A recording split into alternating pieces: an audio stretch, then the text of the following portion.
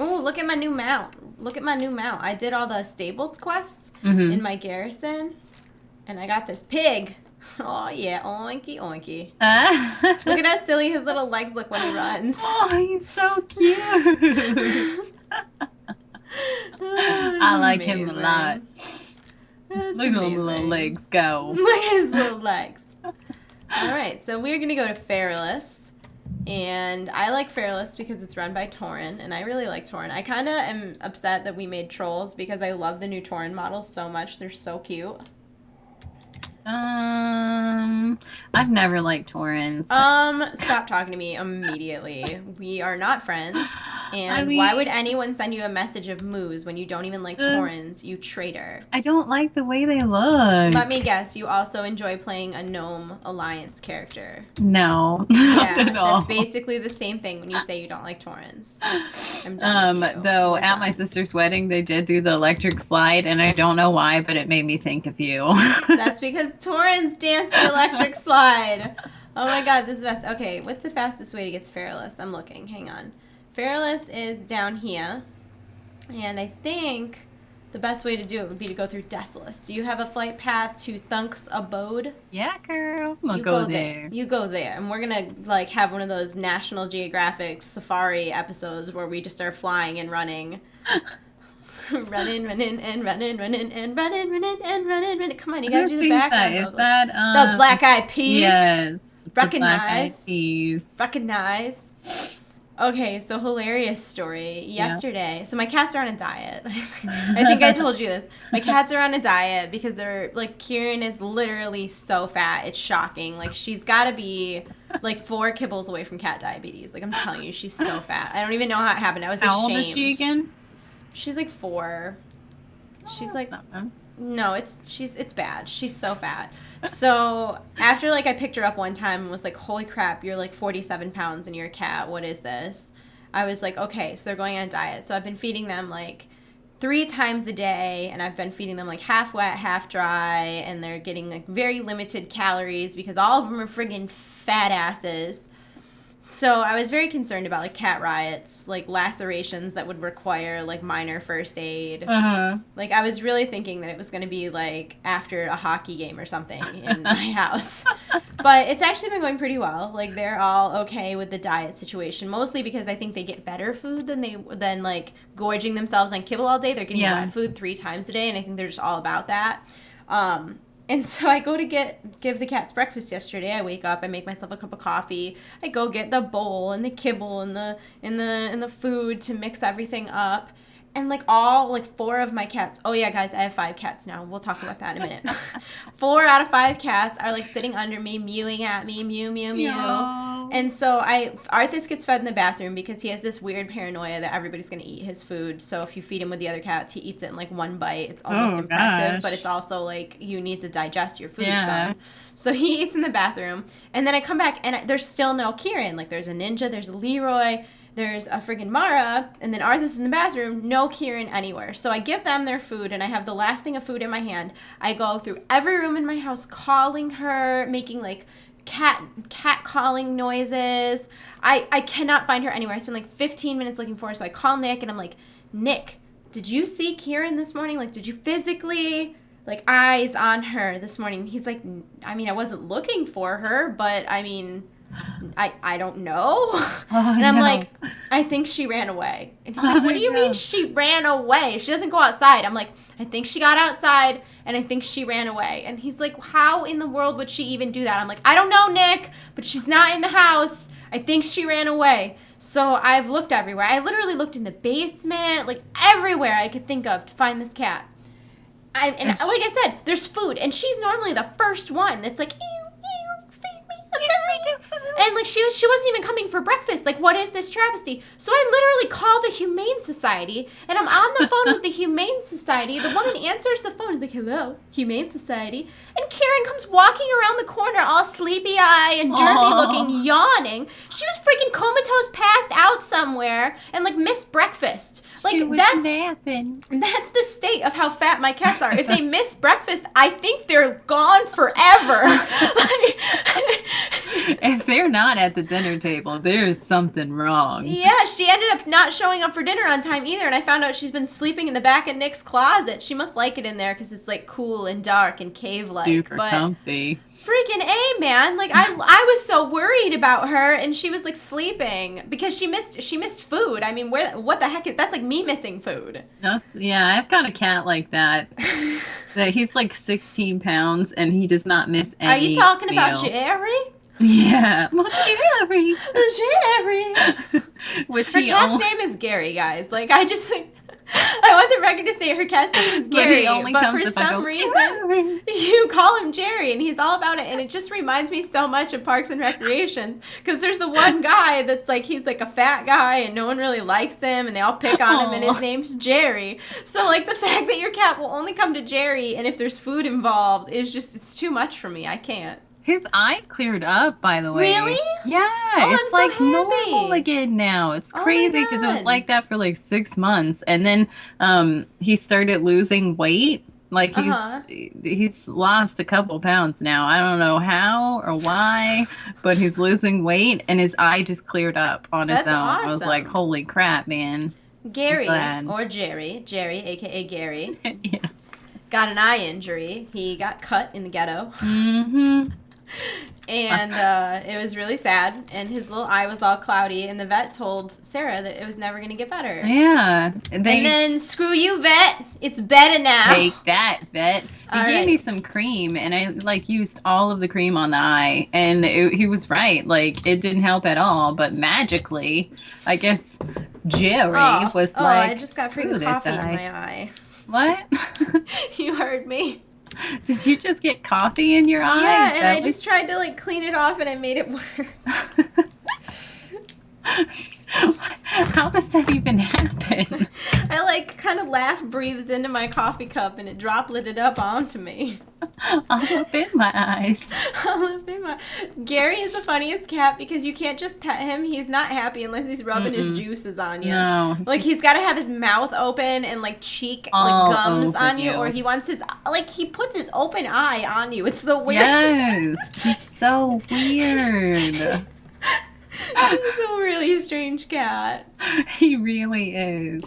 So, remember how the last time we played Geographic, you're like, oh, if you could have another cat, I would totally ship you my cat. I still would. I feel bad because I feel like you told me her name was Fluffy, but in my name, her name... SS. In my brain, her name is Sprite. Like, she looks like a Sprite. She looks like Sprite. SS Fluffs. So, funny story, I have another cat now. I will still ship her to you. I found her. What was I gonna do? Could you imagine finding like a tiny little like 7 or 8 week old kitten in the pouring rain all by herself? Would you have left her? No. Like I couldn't leave her. And the thing is she was so friggin' sweet. Like she was, I think, my theory, because she smelled like a barn. She had fleas, she had ear mites, she had worms. Aww. Like she was not someone's house pet. Like that's for sure. Like she was not living in a house. Like she was definitely living at least semi outdoors. And we went to like the closest neighbor. We found her at a church, and we went to the closest neighbor, and they said it wasn't their cat, but that there was someone like way down the road that had like a lot of cats and always had kittens, and they thought it was theirs. So I think what happened was they put like a free to a good home ad up, and she didn't get adopted or chosen. So they dropped her off on the porch of a church because they knew someone would take her. Yeah. And then that worked. But she was so sweet because she's all soaking wet and so scared and shaking. And then like she was like cuddling with Nick and like licking his beard and being like ridiculously cute. Gosh. I mean, I couldn't even handle it. I'm worried that this isn't the way we need to go. We might need to... No, that's not the way either. How frick do you get to Fairless? I would like to clarify that I do love my cats, and I don't want to get rid of them. Oh, yeah. I don't think anybody thinks...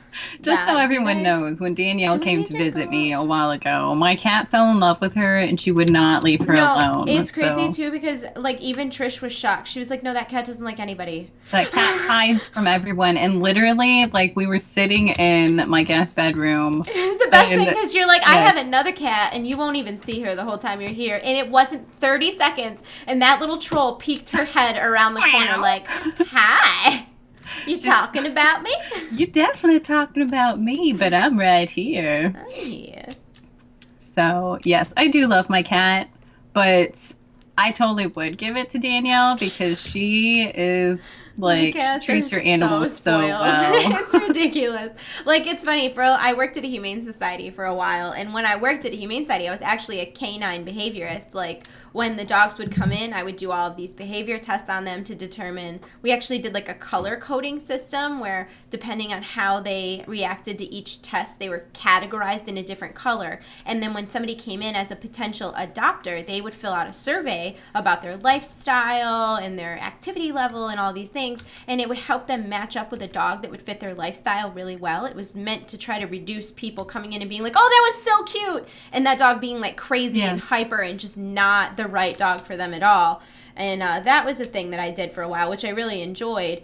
But the majority of time that I worked at the Humane Society, I worked pretty much exclusively with the dogs, not with cats. So I always thought I was a dog person. And like as I get older and older, I love my dogs. Don't get me wrong. It's not like that at all. I mean, Sarah, I like adore my dogs. It's not like that, but I don't think I'll ever get another dog again. Like That's I think hilarious, that when I'm done with dogs, like when my dogs are gone from this universe due to that's how life works, I don't think I'll get another dog. That's funny because I'm the complete opposite. Like I used to be all about cats. I love my cats. I would never get rid of my cats unless they went to you, obviously. But but I will never own another cat in my life. Really? I am Okay, we're going the wrong way. 100% dog person now. It's like just when I got older. I just think that dogs need so much more than like, I don't know, like I always say the reason, like people often like to say stuff about the fact that I always am very vocal about not wanting children. But the reason that I don't want children is that I think having children requires a huge amount, like in order to actually raise attention. A good human being, like once you have a kid, your whole life needs to be about that kid. Yeah, and like your life is over. It's and their if life. you aren't willing to do that, like you are not going to be a good parent. And I'm not saying I couldn't do that or that I wouldn't do that. I'm just not sure that that's what I want to do. And if I'm on the fence about it, I think it would be selfish of me just to have a child because that's what society wants me to do. So maybe when I'm older and I'm settled and I'm bored. When I'm bored, I'll have a baby one day. But like right now, like I'm traveling a lot. Like I'm all over the place. Like I just don't. It's not that I hate kids. That is a common misconception. No. I actually don't mind kids at all, especially if they're like my friends' kids.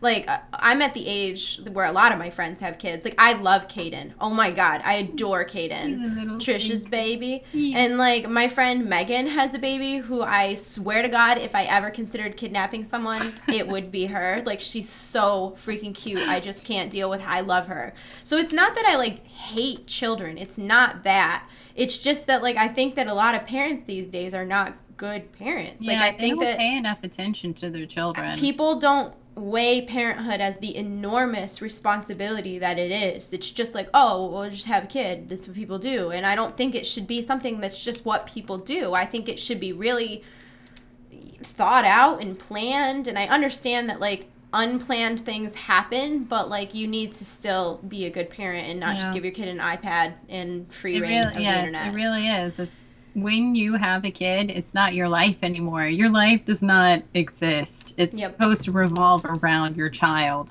Mm-hmm. So if you put yourself before your kid, then you're not a good parent, at least in my eyes. So, I don't know. That's like, I get a lot of flack, like constantly, especially now that I'm married. I didn't think it would change. And it hasn't with people that I know, like, because like people that I know that it's not that I'm being like, oh, I hate kids. I don't want kids. It's not that. Yeah. It's literally that like, I don't think I'm at a place in my life where I'm ready to devote the time and attention and sacrifice what would be needed to have a, like to give a kid a good life. Yeah. Like, you know what I mean? I'm not saying, like, I'm pretty sure most people can raise like functioning adults.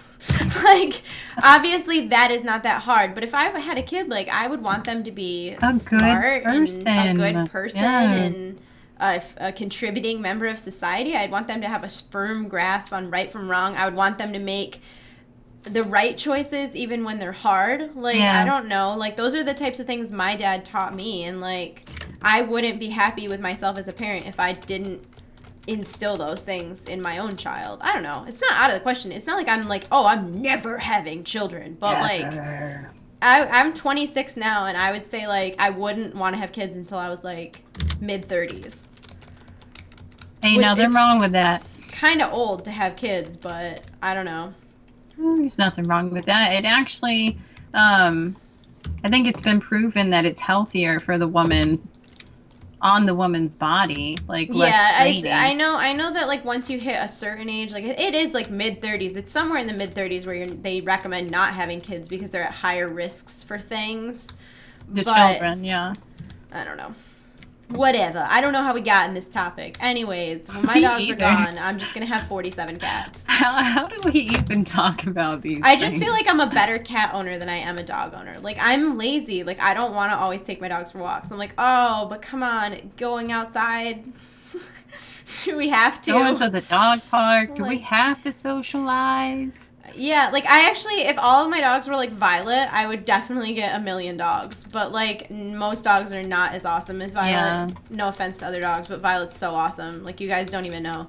That dog just lays around all the time and cuddles and like snores and farts. Like she's just the best. She's my spirit animal. Violet is pretty much an overgrown cat that would ward off intruders. I can't imagine like a better dog. Oh, is that baby making noises?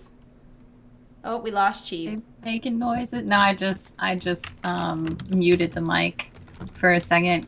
She wakes up randomly and she'll cry a little. Do you just let her fall back asleep? Yeah. That's good. I have a friend who's got a baby and like she always would pick her up and let her sleep with her and stuff when she was little, and now she has a big problem where she won't sleep by herself. Some people say that since I don't let her sleep with me or anything, I'm not really forming a close bond with her, but I think that we have a great bond. And no, I think it's important that babies learn to soothe themselves. Yeah. Like, I think it's important too because then you'll know that when she cries, like something's actually wrong. Like if she cries and immediately gets whatever it is that she wants right off the bat. I'm using dog logic on your kid. That's rude. I shouldn't do that. But I know that, like, when you put a dog in a kennel and they cry, you're supposed to, like, let them cry it out and not let them out of their kennel or else they're training you. Yeah. I'm sorry that I'm killing everything and that you're just, like, here. No, I'm completely okay with that. Okay. Because I just, like, am murdering everything. You, like, two-shot everything, so I don't really have to do anything. I'm really overpowered right now. I'm sorry. No, that is completely fine. But I do have a Would You Rather. I have this site pulled up. Would You Rather site. So it says, would you rather live in a world where there were no issues, like no problems whatsoever, or live in a world where you rule? Oh, no issues, for sure. I have no interest in power whatsoever. Me either. I would be scared of the person who said they would rather be in charge. I mean, like, and no issues at all? That's amazing. Why would you not want that? Like, it's funny because a lot of people think that my political views are kind of extreme, which is weird to me because my political views are, if you aren't hurting anybody else, it's not your business. Yeah. That is my political views in a nutshell. Like, I don't think that we should interfere with, like, I think that we micromanage shit that is not the government's business. Like, I'm like, it's funny because a lot of people think I'm a liberal, but like I'm definitely pro gun rights. Like I think that, like, I don't know, my dad was a hunter, so like I can't fathom like the idea of like people telling him he couldn't have weapons when he never used them to harm another person ever. Yeah. You know what I mean? Like, I don't know, it's very strange. Like I think that's just hurting innocent people too. Like, people get guns to protect themselves. Well, if you outlaw guns, the outlaws are still gonna get the guns. Only people that will have them are criminals. Like, law-abiding citizens won't. Like, it's sort of like being like, you know what we should do? We should make heroin illegal. That'll teach them not to do heroin. Like, that making things illegal does not stop anybody from doing them. It's like, criminals are going to be criminals regardless of what. I don't know. It's sad, but that's just the way it is. So, that's just the way it is. Some things will never change.